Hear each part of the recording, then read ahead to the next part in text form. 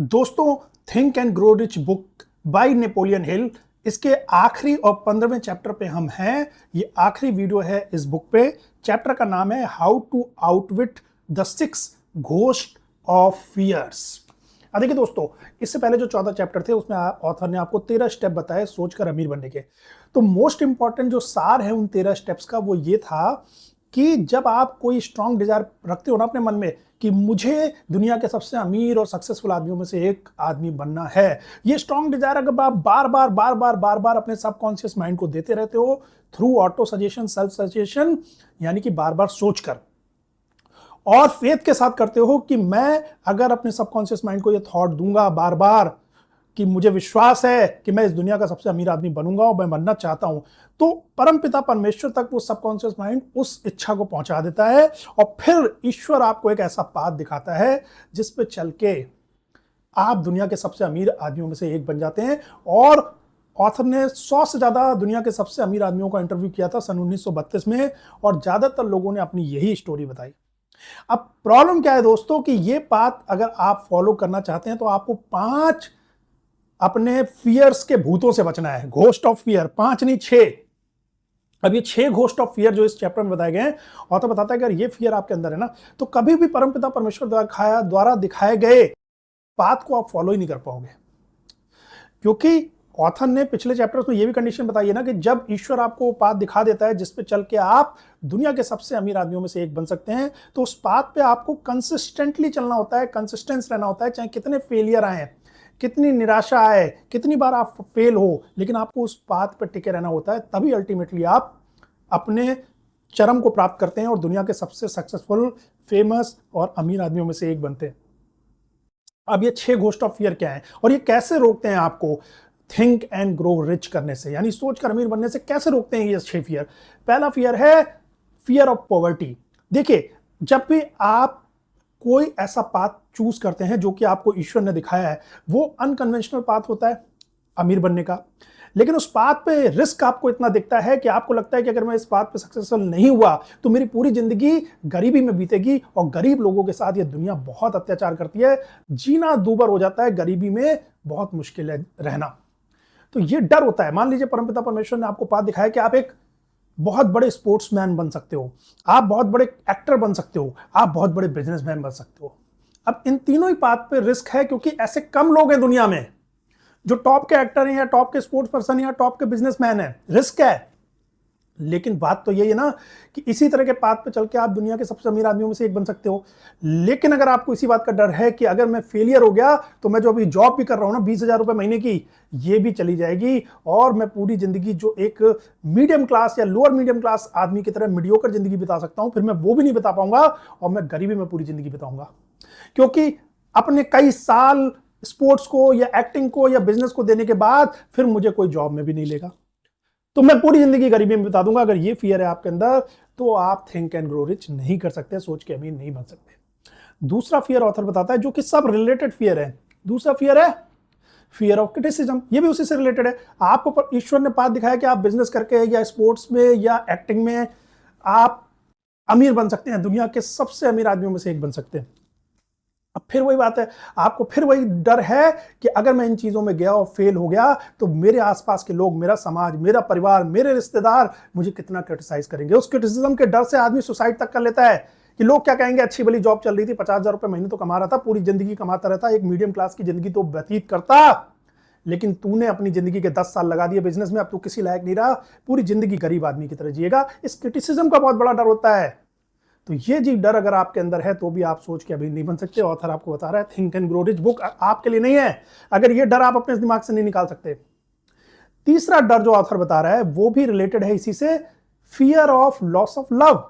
अब देखिए, बात वही है, आपने फिर से कुछ ट्राई किया जो कि ईश्वर ने आपको पाथ दिखाया था सोच के अमीर बनने का, आपको ईश्वर ने एक पाथ दिखाया, लेकिन आप फिर डर रहे हो कि अगर मैं अपने बिजनेस में, अपने स्पोर्ट्स में, अपनी एक्टिंग करियर में फेल हो गया तो जो लोग आज मुझे प्यार करते हैं, मेरे बच्चे, मेरी बीवी, मेरे माँ बाप, वही कल मुझे गालियां देंगे कि तुमने हमारी जिंदगी बर्बाद कर दी अपने चक्कर में। हम तुम्हारे ऊपर डिपेंडेंट थे, ये छोटे बच्चे तुम्हारे ऊपर डिपेंडेंट थे, पत्नी तुम्हारे ऊपर डिपेंडेंट थी, बूढ़े माँ बाप तुम्हारे ऊपर डिपेंडेंट थे, और जो तुम्हें प्यार कर रहे हैं ना वही जिंदगी भर कोसते रहेंगे।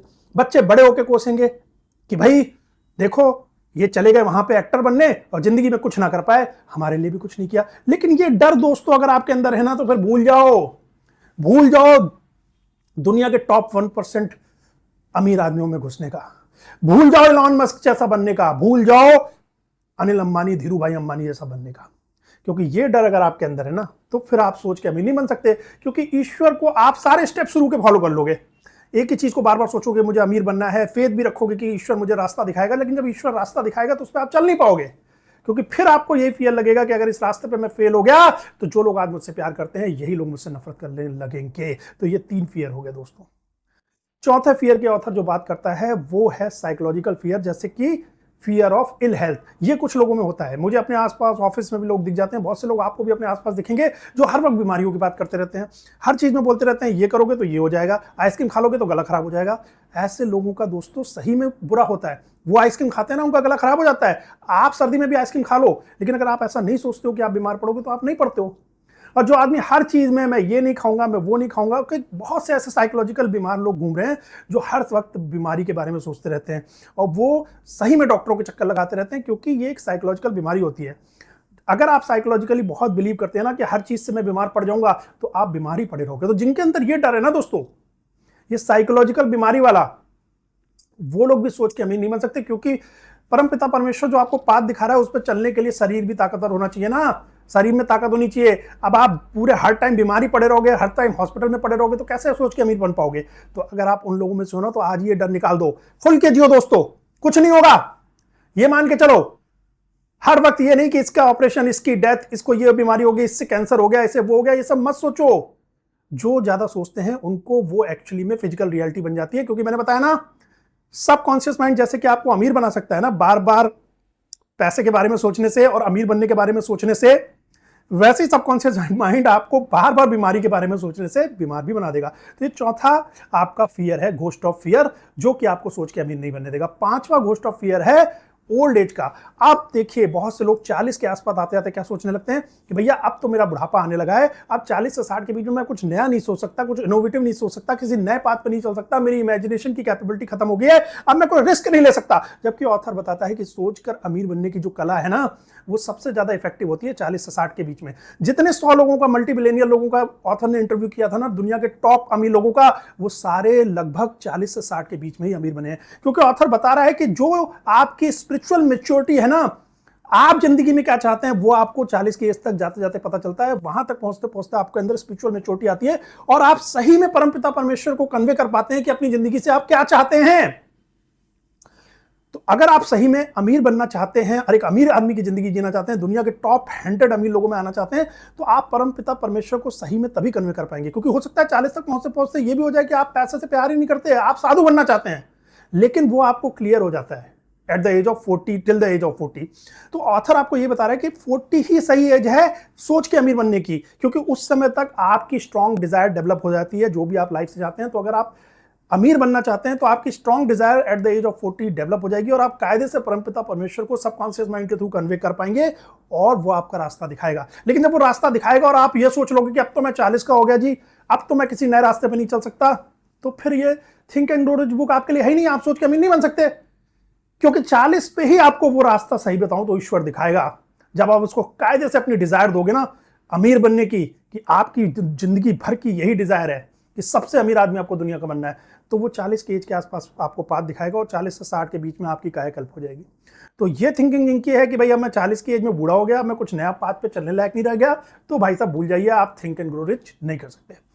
अब लास्ट फियर है, छठा फियर, फियर ऑफ डेथ।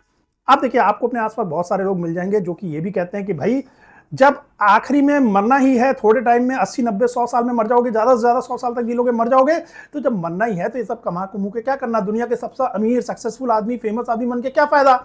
देखिए ऐसे थिंकिंग में कोई बुराई नहीं है, लेकिन अगर ऐसी थिंकिंग है तो आप फिर इस बुक के लिए नहीं बने हैं। अगर आप इस बुक पे आए हो ना, तो आप दुनिया के सबसे अमीर आदमी बनना चाहते हो तभी आए हो उस बुक पे। और अगर आपकी ये थिंकिंग है, आपको मौत का डर है, तो फिर आप नहीं बन सकते, फिर आप साधु बन जाओ, फिर आप साधु बन जाओ दोस्तों। लेकिन अगर आप इस बुक पे आए हो तो आपको ये फियर अपने माइंड से हटाना है कि जब आखिरी में सब कुछ खत्म ही होना है, तो मैं क्यों इतना सब जद्दोजहद करूं और क्यों दुनिया का सबसे अमीर आदमी बनने की सोचूं। आपको ये बात दिमाग से निकालनी है। आपको इसकी जगह क्या सोचना है कि मैं जब तक इस दुनिया में हूं, मुझे मैक्सिमम अचीव करना है, मुझे इस दुनिया में अपनी मैक्सिमम स्ट्रेंथ को अचीव करना है, मैक्सिमम फेम में प्राप्त कर सकता हूं, मैक्सिमम सक्सेस में पा सकता हूं, मैक्सिमम पैसा कमा सकता हूं, जो मैक्सिमम इस दुनिया के रिसोर्सेज हैं, जो दुनिया की लग्जरीज हैं, उनको मैं यूज कर सकता हूं। इस भौतिक वर्ल्ड को मैं ज्यादा से ज्यादा यूज कर पाऊंगा अगर मैं ज्यादा से ज्यादा सक्सेसफुल हूं। तो उस वजह से अगर आप दिमाग में ये रखेंगे कि मैं जब तक इस दुनिया में हूं, मुझे दुनिया का सबसे अमीर आदमी रहना है, सबसे सक्सेसफुल आदमी रहना है, सबसे पावरफुल आदमी रहना है, भले ही मौत आनी है तो कोई नहीं, तो आप सोचकर अमीर बन पाएंगे। और अगर आप उल्टा सोचते हो कि भाई अब फियर ऑफ डेथ है कि भाई डेथ तो होनी है तो ये सब क्या करना, तो ठीक है, अच्छी है गुरुजी, पर ये बुक आपके लिए नहीं है, आप साधु संत बनिए।